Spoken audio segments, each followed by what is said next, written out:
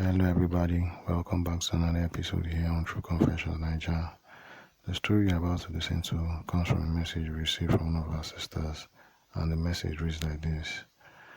Good morning, Uncle Ori. Hello friends and family. Today I'm ready to say it all.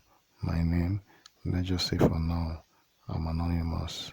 My identity doesn't matter. What matters is the truth. I'm a scammer. Yes, I know how that sounds. Some of you may already hate me for saying that.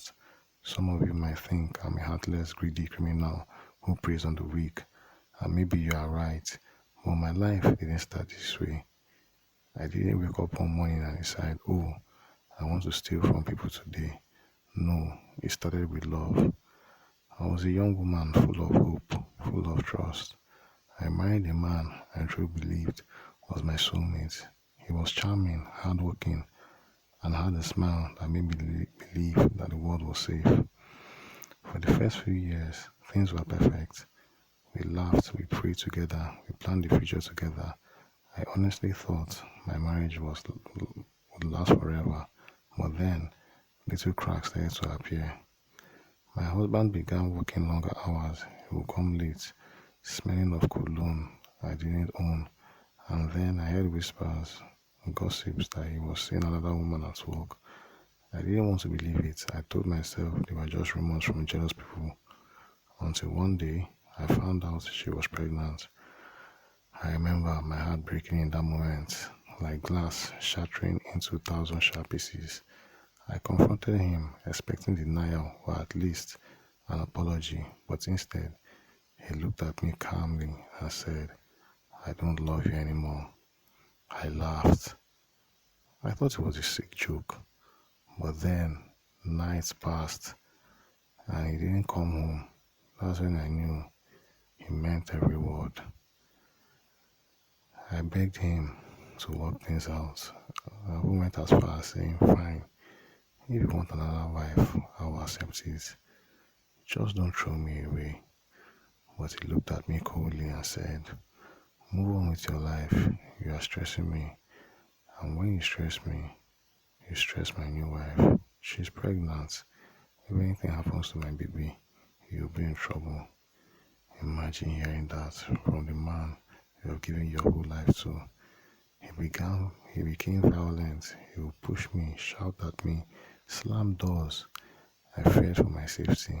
One night, after another heated argument, I packed a small bag and ran away. I went back to my parents in the village.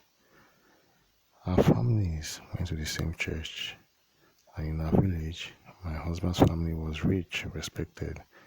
They gave a lot to the church, and the pastor loved them for it. When the scandal became public, the church split into two sides. Most of the people, even those I thought were my friends, sided with my husband. They gossiped behind my back. They said I must have done something to deserve being left. It hurt. It hurt more than the divorce itself. Our church has strict rules. No divorce unless you caught your spouse cheating in bed. But here my husband was openly living with another woman, and the pastor blessed their wedding anyway. I stopped going to church. I stopped trusting people.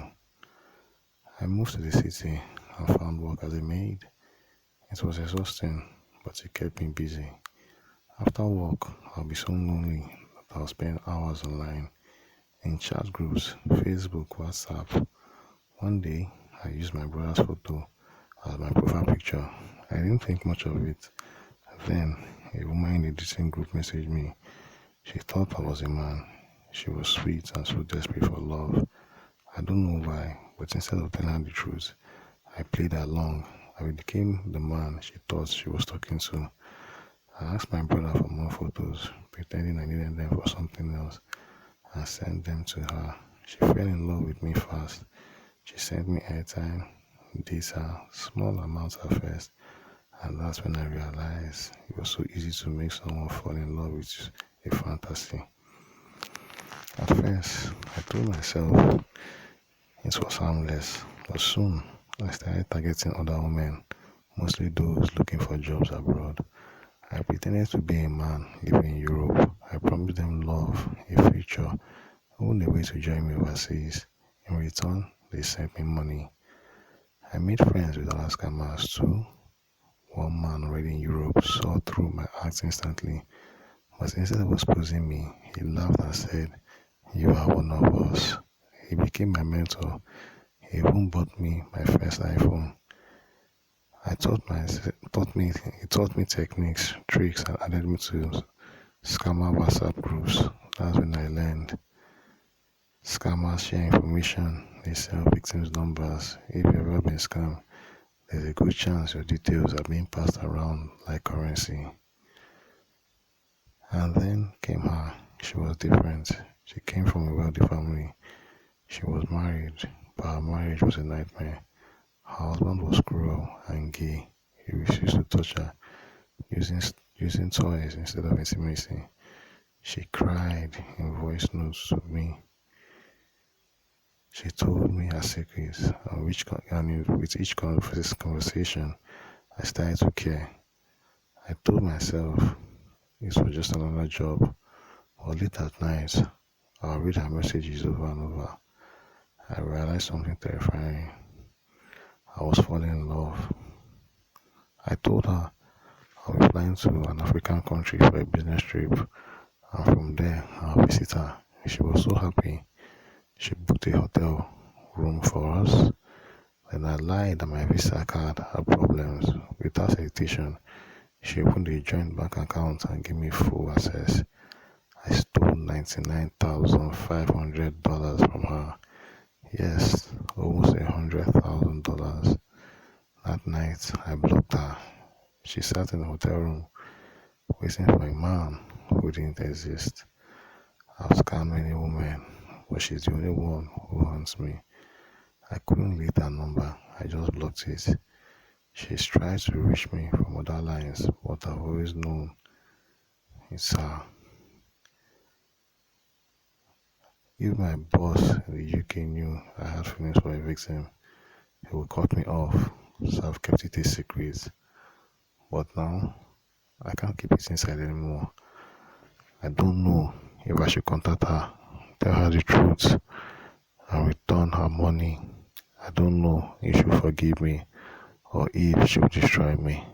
What I don't know is, for the first time in my scamming life, I didn't just steal someone's money, I stole my own heart. And that is my confession. Tell me, should I reach out to her or is it too late? Thanks for listening me open up. I'll be following up the conversation in the comment section to learn your views. Dear listeners, right there was a message that was sent to me by one of our sisters. Let us try to talk in the comment section. Things that really happen for this our world. Now, wow.